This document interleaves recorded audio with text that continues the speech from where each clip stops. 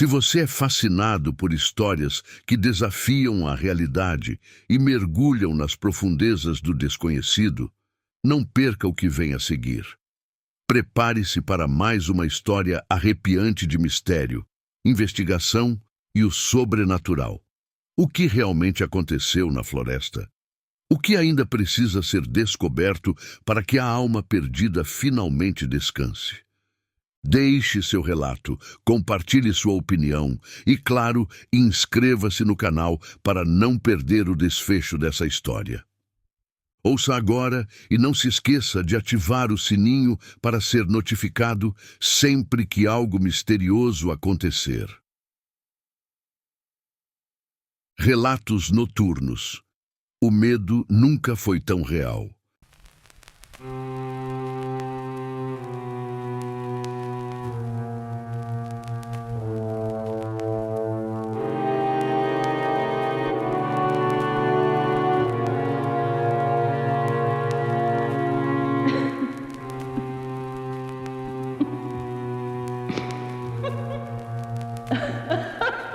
Roberto, um guia turístico reconhecido por suas aventuras noturnas na Mata Atlântica, sempre dizia que as florestas guardavam mais histórias do que os homens poderiam contar. Naquela noite, ele conduzia um grupo de 5 turistas em busca de uma experiência diferente, cheia de adrenalina e mistério. Entre os aventureiros, Ana, uma jovem com sensibilidade espiritual, já sentia que algo estava estranho. O vento parecia carregar um murmúrio inquietante, como se a mata estivesse viva e observando. Antes de iniciarem a trilha, seu Elias, um morador da vila e profundo conhecedor das lendas locais, apareceu com pressa. Roberto, volte antes que a lua minguante suba. Hoje a floresta está inquieta. Avisou com um tom grave e um olhar penetrante que fez Ana estremecer. Roberto, no entanto, sorriu, achando que era apenas mais uma tentativa do velho de assustá-los com histórias antigas. Enquanto o grupo avançava pela trilha, a escuridão parecia mais densa do que o habitual. O som dos insetos e dos animais noturnos compunha uma sinfonia que, naquele contexto, soava sinistra. O caminho era iluminado apenas pelas lanternas e pelas estrelas que brilhavam fracamente entre as copas das árvores. Apesar da tensão crescente, Roberto tentava manter o grupo entretido com histórias de suas aventuras passadas, sem perceber que os sussurros no vento ficavam mais altos. De repente, uma coruja soltou um grito agudo e o grupo parou, assustado. Ana segurou o braço de Roberto e seus olhos arregalados refletiam o brilho da lanterna. Há algo aqui. Não é só a floresta, murmurou ela, olhando ao redor como se pudesse ver além da escuridão. Roberto balançou a cabeça, tentando afastar a ideia, mas um frio inesperado percorreu sua espinha. Ele deu de ombros e continuou, mais apreensivo do que gostaria de admitir. O grupo retomou a caminhada, mas o peso no ar parecia aumentar a cada passo. Roberto começou a ouvir passos leves e arrastados que pareciam vir de algum ponto atrás deles, mas cada vez que se virava, só havia sombras e a dança das folhas ao vento. Ana olhou para trás uma última vez e jurou ter visto uma figura alta e esquelética espreitando entre as árvores. Ela respirou fundo, sentindo que aquela noite seria diferente de qualquer outra.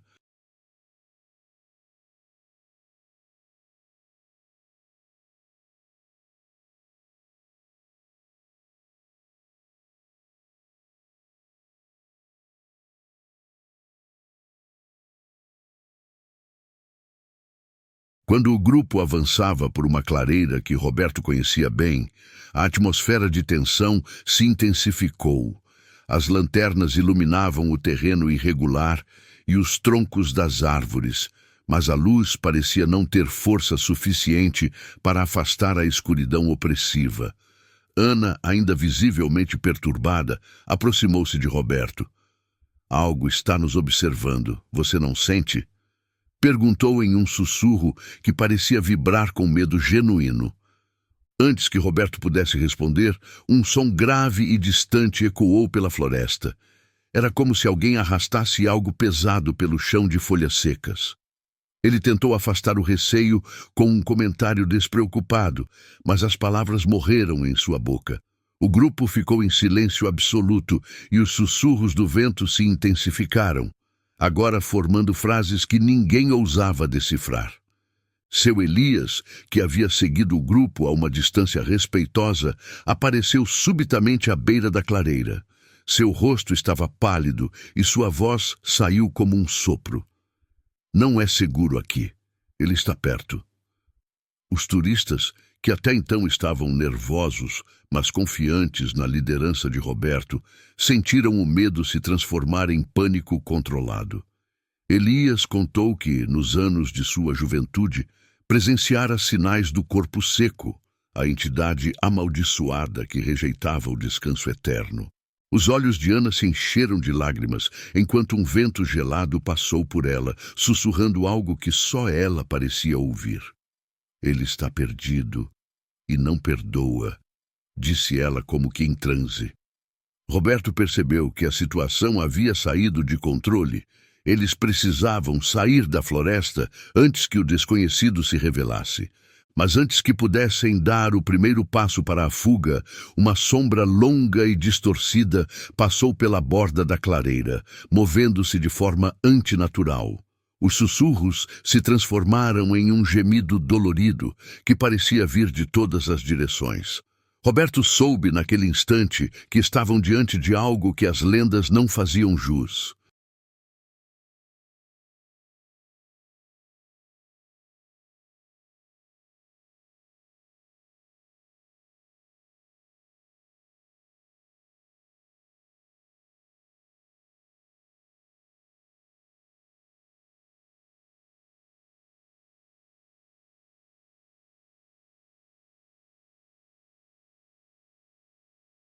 O caminho de volta à vila, que antes parecia claro, agora era envolto em uma névoa espessa que surgira do nada. Roberto tentava manter a calma e guiar o grupo, mas a névoa parecia ter uma vontade própria, distorcendo a percepção de direção. O som dos passos arrastados e do gemido continuava a ecoar pela floresta, cada vez mais próximo. Era como se a entidade estivesse brincando com eles, conduzindo-os para onde quisesse. Ana, visivelmente assustada, começou a murmurar orações que sua avó lhe ensinara. O grupo, ao ver o pavor estampado no rosto dela, começou a questionar se não era tarde demais para escapar. Roberto, que tentava manter a liderança e a compostura, sentia que seu próprio coração estava prestes a explodir. Cada estalo de galho e cada movimento das sombras aumentavam a tensão. Foi então que, no meio da trilha, uma figura apareceu. Alta, com a pele cinzenta e ressequida como madeira velha, e com olhos vazios que pareciam olhar através deles. O corpo seco estava ali, parado, com os braços longos e esqueléticos estendidos, como se fosse agarrar o ar ao seu redor. Os turistas recuaram instintivamente e Ana caiu de joelhos, incapaz de desviar o olhar. Roberto apontou a lanterna para a entidade, mas a luz tremulava e parecia ser sugada pela escuridão que emanava dela. Um sussurro profundo, como o som de folhas caindo secas, ecoou na mente de todos. Não mereço descanso. O ar ficou ainda mais frio e um cheiro de podridão tomou conta do lugar.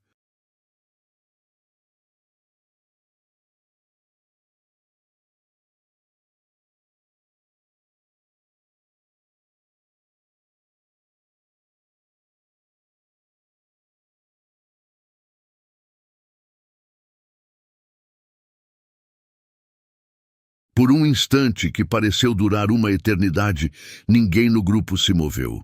O corpo seco continuava parado, mas sua presença irradiava uma energia sufocante que fazia o ar parecer denso e irrespirável. Os olhos fundos e vazios da criatura se fixaram em Roberto, que sentiu um calafrio percorrer sua espinha e o paralisar. Ana, ainda ajoelhada, sussurrava orações com uma voz tão baixa que quase se confundia com o som da brisa gélida que agora envolvia a todos. De repente, a criatura deu um passo em direção ao grupo e um som seco, semelhante ao estalo de madeira se partindo, ecoou. O terror fez com que um dos turistas, Marcos, perdesse a compostura e começasse a correr em desespero na direção oposta à do grupo.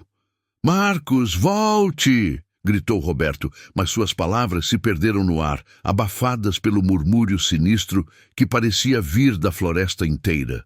Em questão de segundos, o som de passos apressados e galhos quebrando desapareceu, substituído por um silêncio absoluto e aterrorizante. Os outros turistas trocaram olhares de pânico. Nenhum deles sabia se deviam seguir Marcos ou permanecer parados, como se o movimento pudesse despertar a fúria da entidade. Seu Elias, que até então estava imóvel, deu um passo à frente e ergueu a mão trêmula. «Vocês precisam se acalmar. O medo o fortalece. Ele se alimenta disso», disse, sua voz soando como um eco desesperado. A figura do corpo seco permaneceu onde estava, mas seus olhos vazios pareciam conter uma dor e uma raiva antigas, como se buscasse justiça por um crime esquecido há muito tempo. O silêncio foi quebrado por um novo gemido, desta vez mais próximo e mais agudo. Era Marcos, ou pelo menos o que restava dele, gritando na escuridão. O som fez com que todos no grupo tremessem de medo, e Ana começou a chorar descontroladamente. Roberto soube que não tinham escolha. Precisavam encontrar uma maneira de escapar daquele pesadelo antes que a floresta os devorasse também. Ele olhou para seu Elias, que parecia saber mais do que estava revelando. «Como saímos daqui vivos?» perguntou sua voz baixa e urgente. Elias respondeu com um brilho sombrio nos olhos. «A única forma de sair é mostrar respeito. Ele não perdoa o desrespeito à terra que o expulsa.»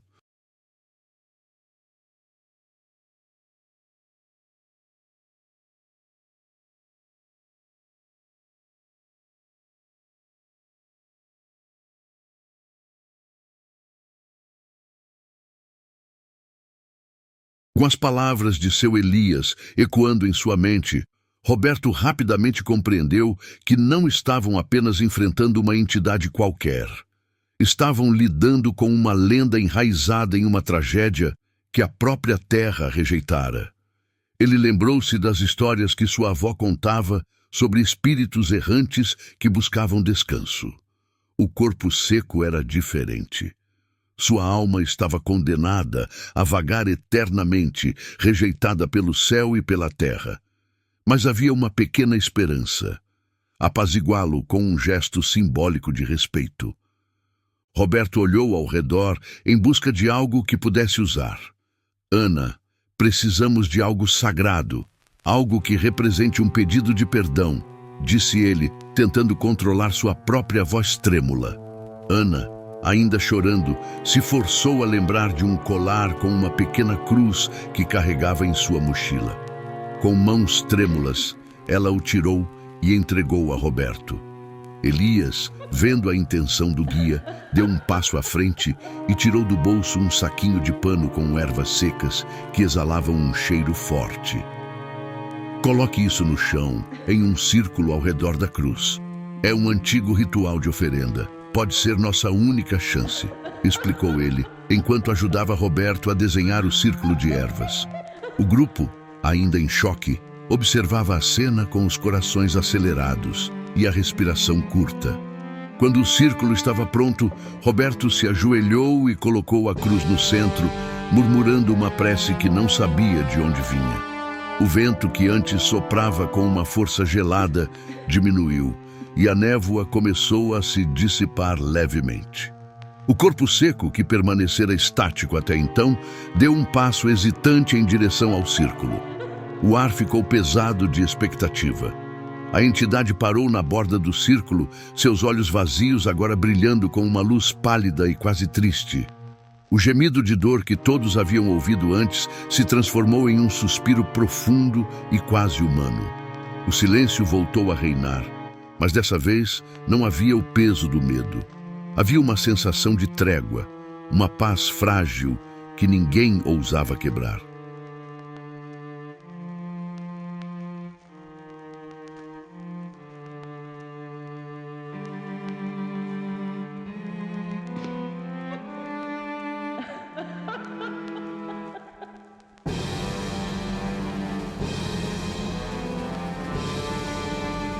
O grupo permaneceu em silêncio absoluto, enquanto a figura do corpo seco observava o círculo sagrado.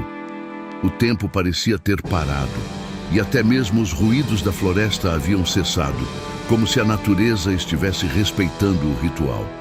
Roberto sentiu sua garganta seca e a pele arrepiada, enquanto gotas de suor frio deslizavam pela testa. Elias, que parecia o mais calmo, mantinha os olhos fixos na entidade com uma expressão de respeito e reverência. De repente, a luz pálida nos olhos da criatura começou a se apagar lentamente e a figura deu um último suspiro. O som, embora assombroso, trazia um eco de alívio, como se o sofrimento eterno da entidade tivesse sido reconhecido. Com um movimento lento, o corpo seco recuou alguns passos até que sua figura esquelética se desfez na escuridão da floresta, deixando apenas a sensação de que um peso imenso havia sido levantado. Ana soltou um suspiro trêmulo e caiu de joelhos, segurando o coração. Os outros turistas começaram a se mover, ainda atordoados pelo que haviam presenciado. Roberto levantou-se, ainda surpreso por estarem vivos. Ele olhou para Elias, que finalmente sorriu, um sorriso cansado, mas cheio de significado. Ele encontrou o respeito que tanto buscava, disse o velho, enquanto observava a floresta, que aos poucos recuperava seus sons noturnos. Mas mesmo com um alívio no ar, algo dentro de Roberto dizia que a experiência deixara marcas profundas, não só neles, mas na própria mata. Ele sabia que a história do corpo seco não terminava ali. Aquela era apenas uma trégua temporária. Devemos voltar agora, antes que o sol comece a nascer, disse Elias, apontando para a trilha que parecia mais aberta e convidativa do que antes. O grupo assentiu silenciosamente, ainda absorvendo o que haviam vivido. No caminho de volta, Roberto refletiu sobre o que havia aprendido naquela noite. A lenda do corpo seco era mais do que uma história de terror. Era um aviso sobre respeito e humildade. A floresta guardava não só mistérios, mas também memórias de dor e injustiça que permaneciam vivas na escuridão. E embora tivessem conseguido apaziguar a alma perdida, Roberto sabia que havia outras histórias esperando para serem contadas.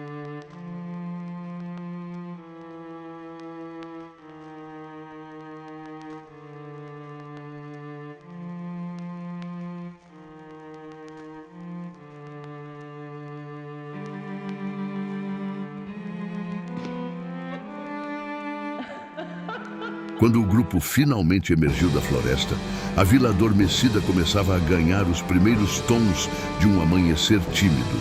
As casas simples, com suas janelas fechadas, pareciam esconder segredos tão antigos quanto a mata. Roberto sentia o cansaço pesar sobre seus ombros, mas também uma sensação de alívio por estar de volta ao que considerava seguro. Ana, agora mais calma, ainda segurava a pequena cruz com firmeza, como se fosse um talismã que a protegia. Seu Elias, que liderava os últimos passos da caminhada, parou em frente à sua casa e se virou para o grupo. Vocês carregam agora um pedaço da floresta dentro de vocês. Respeitem isso, e ela os protegerá, disse com uma voz grave, mas reconfortante. O grupo assentiu, e cada um seguiu seu caminho, em silêncio, para seus quartos na pousada. Ninguém tinha disposição para falar sobre o que havia acontecido. Havia um entendimento tácito de que aquilo ficaria entre eles. Roberto entrou em seu quarto e se jogou na cama, mas o sono não veio facilmente. Imagens do corpo seco e dos eventos da noite passavam por sua mente uma e outra vez. Ele pensou em como aquela experiência o havia mudado. forçando-o a encarar um lado da floresta que ele sempre tratara com despreocupação. Agora, ele sabia que a selva era mais do que um cenário para aventuras. Ela era um ser vivo, carregado de histórias e lendas que mereciam respeito. Ao amanhecer, Roberto foi ao café da vila. Os outros turistas estavam lá, sentados em silêncio, trocando olhares que diziam mais do que palavras poderiam. Ana olhou para ele e sorriu, um sorriso hesitante, mas sincero. "Obrigada por nos guiar de volta", disse ela, e Roberto apenas assentiu, sentindo que as palavras eram desnecessárias. A experiência os unira de uma forma que ninguém mais entenderia. Seu Elias apareceu à porta, trazendo uma cesta de frutas frescas e um ar sereno. "Vocês fizeram história hoje à noite, mas lembrem-se, essa história agora vive com vocês", falou antes de se afastar.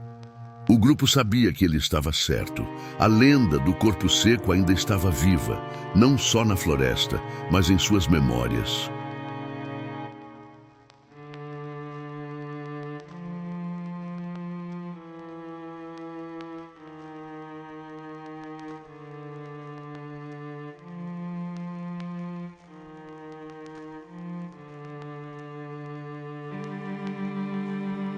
Os dias que se seguiram foram marcados por um silêncio inquietante na vila.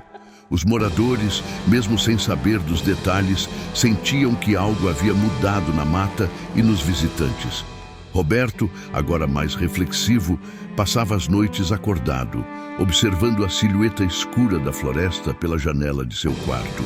O som noturno que antes o acalmava agora parecia sussurrar segredos e promessas de que a história ainda não havia terminado. Ana, por outro lado, não conseguia se desvencilhar da sensação de que a experiência a havia tocado de forma especial. Ela sentia uma ligação mais forte com a mata, como se os sussurros que ouvira naquela noite fossem uma parte dela agora. Decidiu visitar seu Elias para entender melhor o que sentia e tentar desvendar o que aquelas visões significavam.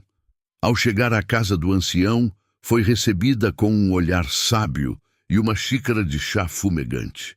"Eu sabia que você viria, menina", disse Elias, com um leve sorriso. Ana sentiu um arrepio. A conexão que tinha com ele era mais profunda do que ela poderia explicar. Sentaram-se à varanda, de onde se podia ver a linha onde a vila encontrava a mata. O corpo seco encontrou um fragmento de paz naquela noite. Mas não se engane, sua energia ainda está presente. Ele pode ter recuado, mas nunca foi completamente liberto. Ele guarda rancores e memórias que ainda pesam sobre essa terra. Ana ouviu atentamente enquanto Elias narrava mais sobre a origem da lenda.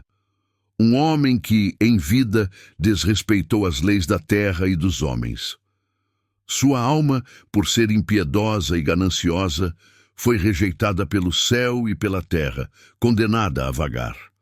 Naquele momento, Ana entendeu que a lenda não era apenas sobre medo, era sobre justiça e remorso, sentimentos que ecoavam na alma do espírito.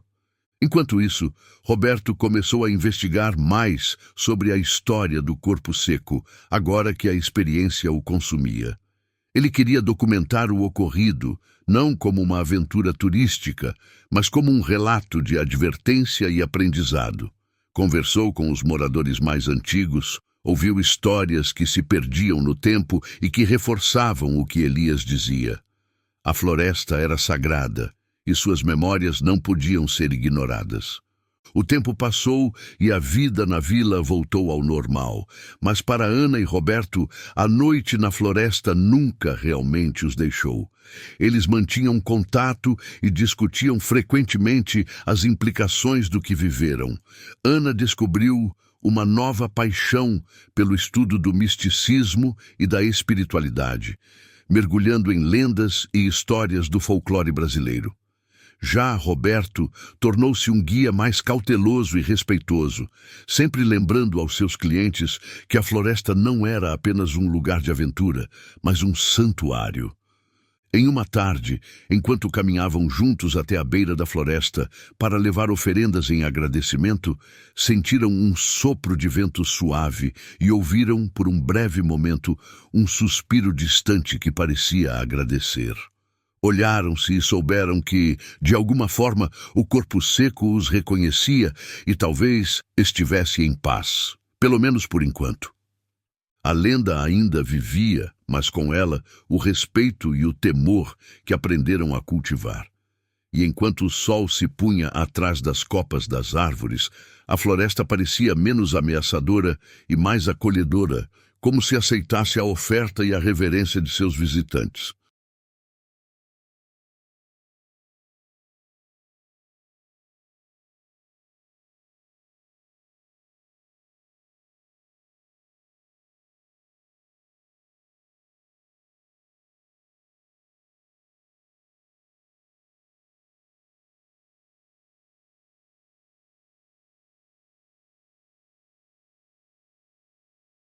Se você ficou intrigado com essa história e tem seu próprio relato sobrenatural para compartilhar, envie um e-mail para o endereço na descrição.